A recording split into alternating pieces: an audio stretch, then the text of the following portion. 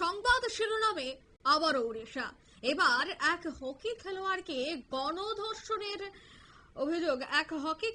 গণধর্ষণের অভিযোগ কোচের বিরুদ্ধে। ইতিমধ্যে আটক করা হয়েছে 8 জনকে। উড়িষ্যার জজপুরে স্থানীয় এক স্টেডিয়ামে প্রশিক্ষণ শেষে বাড়ি ফেরার সময় অভিযুক্তরা ওই নাবালিকাকে অপহরণ করে বলে অভিযোগ করে তাকে নিয়ে যাওয়া হয় একটি হোটেলে। অভিযোগ সেখানেই তাকে গণধর্ষণ করে, এমনটাই কিন্তু অভিযোগ উঠে আসছে। বিস্তারিত সেই বিষয়ে জানবো। টেলিফোন লাইনে যুক্ত হয়ে গেছে প্রতিনিধি সৌম মুখোপাধ্যায়। সৌম, আবারও উড়িষ্যা সংবাদ শিরোনামে। গতকাল আমরা উড়িষ্যা নিয়ে বেশ কিছু আলোচনা করেছিলাম, কিন্তু আবারও আজ সকালে উড়িষ্যা সংবাদ শিরোনামে উঠে এলো। কি বলবে এই ঘটনায়? বিষয়টা হচ্ছে যে উড়িষ্যার পরিস্থিতি ভয়াবহ। নারী নির্যাতনের দিক থেকে উড়িষ্যা বর্তমানে ভারতের সংবাদ মাধ্যমে প্রতিদিনই সংবাদ শিরোনামে আসছে। প্রায় প্রতিদিনই উড়িষ্যাতে কিছু না কিছু নারীদের উপর নির্যাতনের ঘটনা ঘটছে। কয়েকদিন আগেই আমরা দেখেছিলাম উড়িষ্যার সালে একজন ছাত্রীকে যৌন হেনস্থার অভিযোগে উঠেছিল ওই কলেজের বিভাগীয় প্রধানের বিরুদ্ধে। সেই ঘটনায় গায়ে আগুন দিয়ে আত্মহত্যা করে ছাত্রী। তারপরে পুরীতে আমরা দেখলাম একটা 15 বছরের কিশোরীকে অজ্ঞাতপর দুষ্কৃতীরা রাস্তায় জোর করে ধরে গায়ে আগুন লাগিয়ে দিল। সে এখন দিল্লির এইমস হাসপাতালে ভর্তি রয়েছে।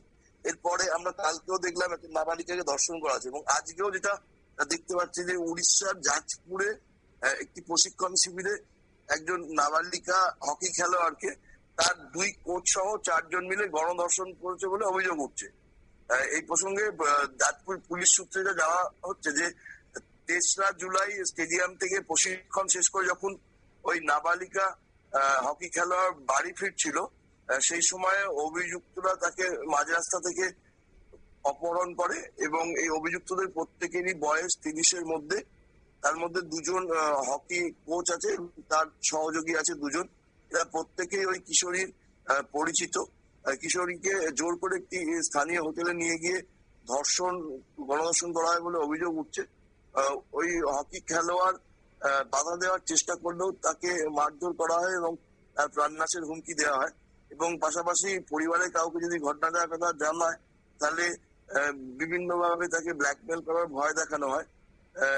বিষয়টি নিয়ে প্রথমে নাবালিকা চুপচাপই ছিল, কিন্তু যখন লাগাতার গোটা রাজ্য জুড়ে নারী নির্যাতনের খবর আসছে এবং পুলিশ ব্যবস্থা নিচ্ছে, তখনই গতকালকে ওই নির্যাতিতা থানায় গিয়ে অভিযোগ দায়ের করে। তারপরই বিষয়টি প্রকাশ্যে এসেছে, এবং পুলিশ বর্তমানে ভারতীয় ন্যায় সংহিতার 70/2 ধারায় গণধর্ষণের অভিযোগ সহ একাধিক ধারায় মামলা রুজু করেছে, এবং নির্যাতিতার বয়ানও রেকর্ড করা হয়েছে।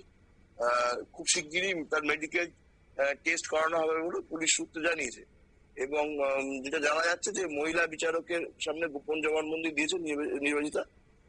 2 কোচ সহ 4 জনকে জেরা করা হচ্ছে। এই বিষয় নিয়ে তদন্ত চলছে, কিন্তু গোটা রাজ্য জুড়ে যেভাবে নারীদের উপর নির্যাতনের ঘটনা বাড়ছে, তাতে নিয়ে বিরোধীরা তুমুল সমালোচনা করেছে বিজেপি সরকারের। কারণ তাদের বক্তব্য হচ্ছে যে নবীন পট্টনায়ক যখন ক্ষমতায় ছিলেন তখন এই পরিস্থিতি ছিল না। মোহন মাঝির সরকার আসার পর থেকেই গোটা উড়িষ্যা জুড়েই নারীদের উপর নির্যাতনের ঘটনা ঘটেছে।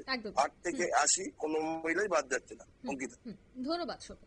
অর্থাৎ নাবালিকা ধর্ষণের মতো ঘটনা, নারী নির্যাতনের মতো ঘটনা, নারী নিরাপত্তার মতো ঘটনা নিয়ে কিন্তু সংবাদ শিরোনামে বারবার উড়িষ্যায় দেখা গেল যে ধর্ষণের মতো ঘটনা উঠে এসেছে। এই নেক্কারজনক ঘটনা বারবার কেন ঘটছে উড়িষ্যায়? তবে কি নিরাপত্তা দিতে ব্যর্থ হচ্ছে সেখানকার পুলিশ প্রশাসন? অভিযোগ কিন্তু উঠছে। নিয়ে নিচ্ছে ছোট্ট একটি বিজ্ঞাপন বিরতির সঙ্গে থাকুন।